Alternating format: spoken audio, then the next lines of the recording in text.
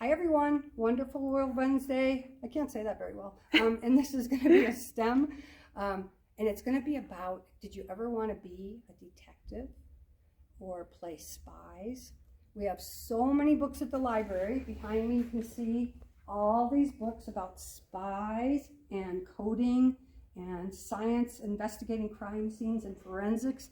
So if you need more ideas than what I give you today, just come and check out a book, okay? All right, the first thing we're going to try is 2 different ways to do secret messages. There's a traditional way, and I wrote a secret message on this paper. Can you see anything? It's a little bit, don't get too close there. It's a little bit crinkled up, but you can't really read anything, can you? I'm going to show you how I did this. And I did it and we're going to see if it works. I don't know if it's going to work or not. So I painted with lemon juice on this. Whoop, come on. Okay, I painted a message with lemon juice. So let me show you what it looks like. You don't really see it very well, except for you see very wet, don't you? So I just did a circle with a line through it, 2 lines through it. And when this dries, it's going to look like this. And the way you get the message to come out is to use heat. Oh, look at that. Turning weird color. I don't know what that means. All right, so we're going to take this over to the light bulb and hope that it's warm enough to make the message come out. I don't see anything happening. Let's see. It may be that this is kind of a new light bulb, so it doesn't get as hot. The old ones do get hot. Thank goodness that I thought of another way to do this because I don't see any message coming out. You could try it, and with the help of an adult, you could use something that provides more heat than a light bulb. I think the new LED ones do not. This does look like an older one. I don't see anything happening, do you? Oh, a little bit, a little bit. Okay, it is working a little bit, but we also don't have all day, do we? Let me show you a quicker way to do this. Let me show you. If you could hold it with a flame, that would be very dangerous. So you would only do that if you had a gas stove and your parents did it for you, or an adult. And it might come out that way, but we don't have that at the library. So now I'm going to show you another way. And there is a secret message on this paper. Can you see it right now? Nope. All right, so I'm going to use some watercolors. And I'm going to paint them over the secret message. And then I'm going to hope that it works and that I can show you my method. I got to cheat a little bit and feel. Okay. Let's see. Is it going to be upside down? Ooh, I see something.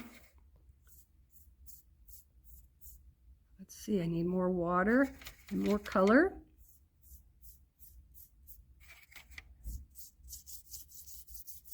I could make it much more beautiful by using more colors, huh? All right, so can you see there's a flower and it says, yay, spring. You might have done this when you were coloring your Easter eggs or just doing artwork. What I did was use a white crayon and I did a message. I'm just going to do a big scribble. You don't see it because it's white on white, right? And then you get some color on your watercolors, and you probably could use watercolor markers to go over it too, because wax is going to repel the water, and then when you color over it, the paint will stick to the paper, but the wax will make it not stick, so then you see a pattern. So that's a way to make a secret message. If you have a friend, you could do that and leave it for them, and nobody else would be able to read it until they know the secret. All right, another thing to do when you're a detective or working on forensics, trying to figure out a crime scene, is very important to know about the different kinds of fingerprints. Did you know that everybody's fingerprints are unique to them? So we have an arch, we have a whorl, there is a compound, which means it's going every which way. There's one kind of loop called an ulnar loop and another called a radial loop. There are actually more than this, but these are the 5 that are the most prevalent in people. So you could look at your fingerprint, like look really close at it, and you can see it, but you can't see it very well. This paper is a way to catalog your fingerprints.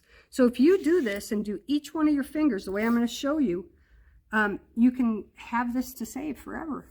And you can also analyze and see whether, do you have arches, do you have whorls, do you have a combination of different kinds? So let me show you with one of my, I think I'll do, this says left thumb. This is my left thumb, right? I know that because when I do this, I make an L with my left hand. So I'm going to do my left thumb, and I'm going to catalog it right here. I'll show you how to do it, and then hopefully you'll like doing this so much that you'll do all of your fingers so you have that on file forever. All right, you're going to take a pencil, a regular pencil, and you're going to put a lot of the pencil lead or graphite down here on the paper. You want to make it really thick because you want these pencil, what is it? You want the little bits of lead that are coming off of here to stick in the grooves of your fingerprint. So watch this, really, really thick. I'm going to put my thumb on there and I'm going to push down really hard, okay? And let's see what it looks like, really hard. You don't want to wiggle it too much, you just want to push down. All right, do you see that? Do you see that there's pencil lead on my finger? Okay, then I'm going to take a piece of tape and I'm going to very carefully put it over the lead that's on my fingerprint, okay? And I'm going to tap, just, you don't want to rub because that might make it smudge. You want to just tap and push down and then watch what happens. I'm going to gently peel it off. And then when I put this right here, I have exactly what my left thumbprint looks like. And you can do that for each one of your fingers until you have this all filled up. And then you can look at the chart to see what kind you have. I have a whorl on my left thumb. I can see it. You might not be able to see it as well, but when you do your own, you'll be able to see it really close. All right. So I hope you enjoy those 2 ideas. Well, 3 if you're going to do the lemon juice. I wouldn't. I'd just do the white cream. And then please come and visit us at the library and check out some books for some other great ideas. Thanks, Miss Cindy. Bye-bye.